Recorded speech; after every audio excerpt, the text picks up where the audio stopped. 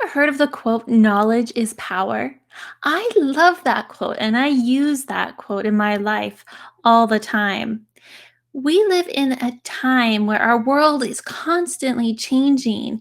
And in order for us to really get a grasp of what's going on, we need that knowledge so we can have the power to make sure that we have control of our environment, control of our life, control in our country. It has never been more important than it is today.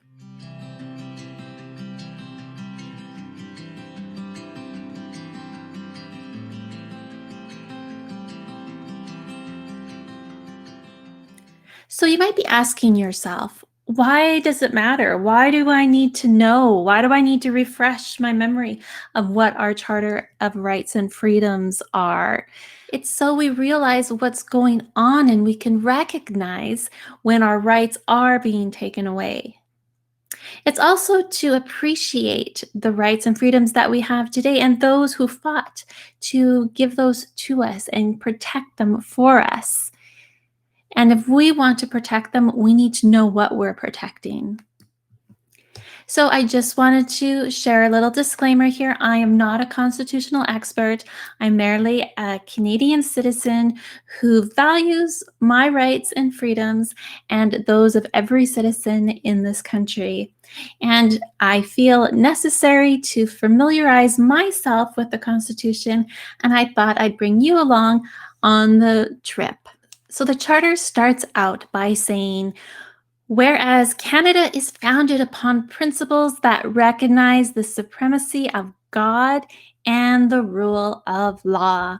I thought that was a wonderful way to start off our constitutional Charter of Rights and Freedom, recognizing God and the rule of law. So, Section 1 is the guarantee of rights and freedoms in Canada. The Canadian Charter of Rights and Freedoms guarantees the rights and freedoms set out in it, subject only to such reasonable limits prescribed by law as can be demonstrably justified in a free and democratic society. So, this is our guarantee and protection for basic rights and freedoms to preserve our democracy.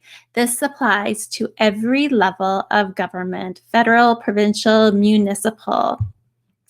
This also protects our fundamental freedoms, our rights to live and work anywhere in Canada, our legal right to life, liberty, and security, equality rights, the official languages, minority education rights, Canada's multiculturalism heritage, and the Indigenous people's rights.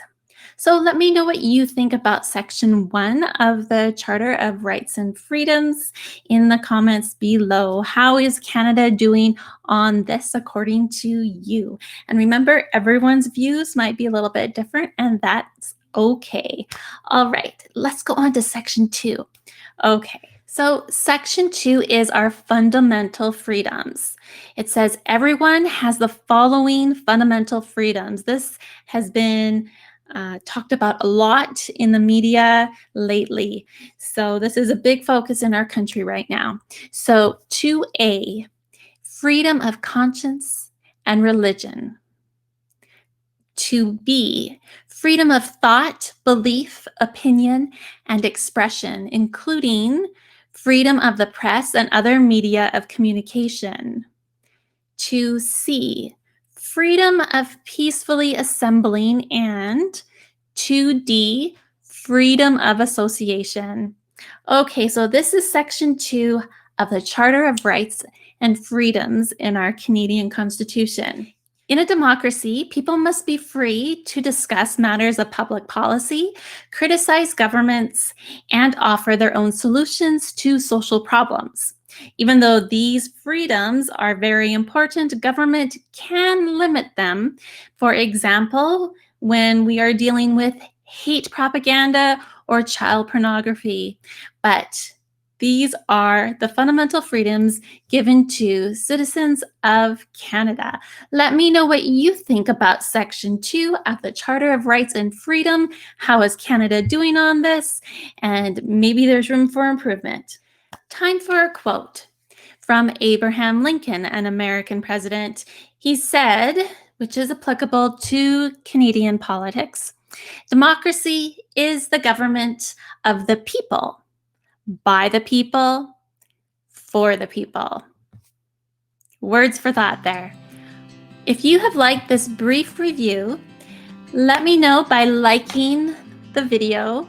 Also, subscribe and stay tuned for more in this series of Know Your Charter. And of course, if you've really liked this video and are enjoying this series, please share this video with others. Let's thrive together. Until next time, bye.